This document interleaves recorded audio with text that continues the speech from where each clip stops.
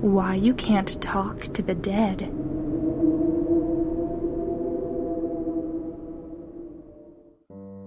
My aunt was a con artist, and she learned from the best, her father. Grandpa never made it big, but he lived for the game. Staying under the radar was probably what made sure he never did get caught. Not once, and he was so proud of that. Mom didn't take up the family business. She got religion instead and married a tax accountant. It's so ironic that it sounds like a joke, but it's true. Dad was the best for helping out with math homework.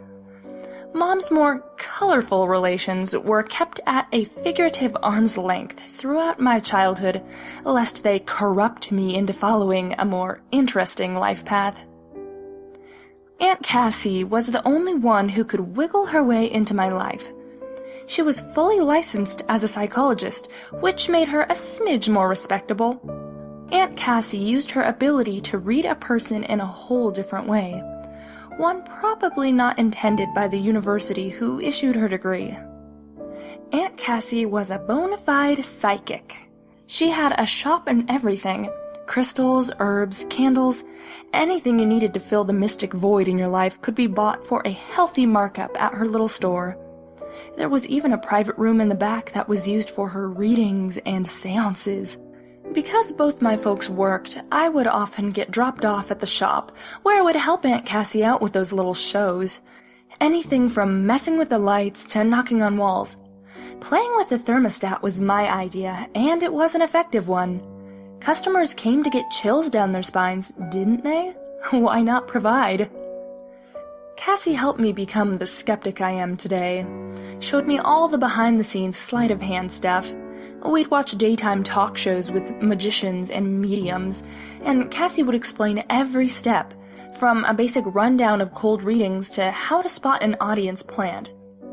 After one particularly convincing episode, I asked the natural question, couldn't some of it be real? My aunt's reply was firm. The dead don't talk, kiddo. Anyone who claims otherwise is just blowing smoke out of their ass. It was her unrelenting conviction, more than anything, that made me believe her. There was only ever one client I saw my aunt refuse. He was old, bald, and stooped. He took his hat off when he came inside and twisted it in his hands as he talked. Cassie tensed up immediately when she saw him. The man claimed to have worked in the prison systems, death row. He'd been responsible for carrying out the final punishments of the worst convicted criminals on the planet. In his old age, this tormented him, ate at his soul. He wanted Cassie to contact the souls of the ones he'd killed, so he could apologize and beg forgiveness before he joined them. My aunt threw the most epic fit. I have never seen her so mad. She hollered and threw things, shouting for him to shut up and get out. I hid under the counter with my hands over my ears until he left. Later, I thought her reaction was maybe one of fear because of the man's job. An executioner has to be a con artist's worst fear. Eventually, I got found out. I wanted to put on a magic show for my folks, and stupidly, I thought I'd do a medium bit where I pretended to talk to Grandpa for Mom since she missed him so much. Huge mistake. Mom freaked the hell out and banned me from seeing her sister ever again. I'd left some of my textbooks at the shop though, so I got to run in and grab them while my mom fumed in the car outside. Aunt Cassie didn't even have to ask what was wrong. She could read my face after all. I gave her a hug and a teary, snot-filled goodbye. She did tell me one last secret though. Kiddo, there is a curse in this family that gets passed like a torch. I hope to whatever gods might be out there that I don't pass it on to you when I go. We didn't get to talk again for more than 9 years. That's when Facebook entered the popular public sphere, and no parental ban could keep me from trying to reconnect. It was awkward.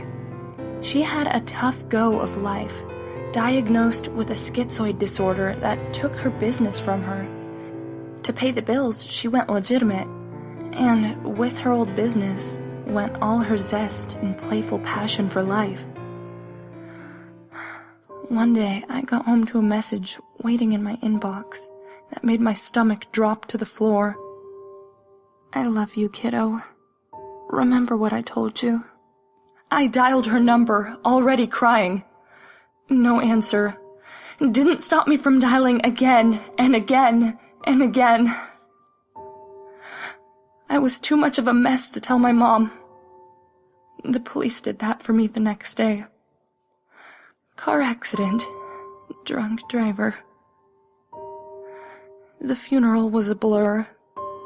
Relatives I'd never seen in the flesh packed the church. I sat between my parents in the front row and racked my brain trying to figure out what it was my aunt wanted me to remember. We followed the hearse to the cemetery in dead silence.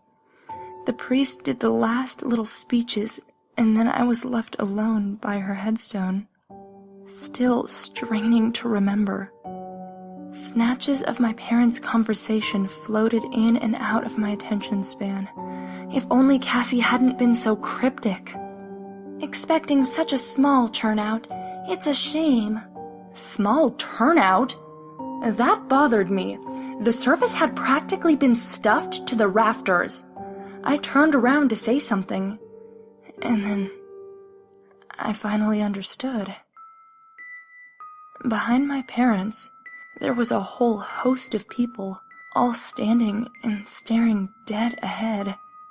My parents weren't paying them the slightest attention.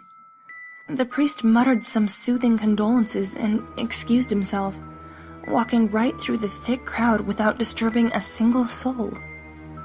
At the head of the group, looking just like the day I'd last seen her, was Cassie. All the rest in peace sentiment in the world wouldn't have done her any good. Her mouth was wide open, and just like that, I knew. I know what the family curse is. I know why the dead don't talk. They're too busy screaming.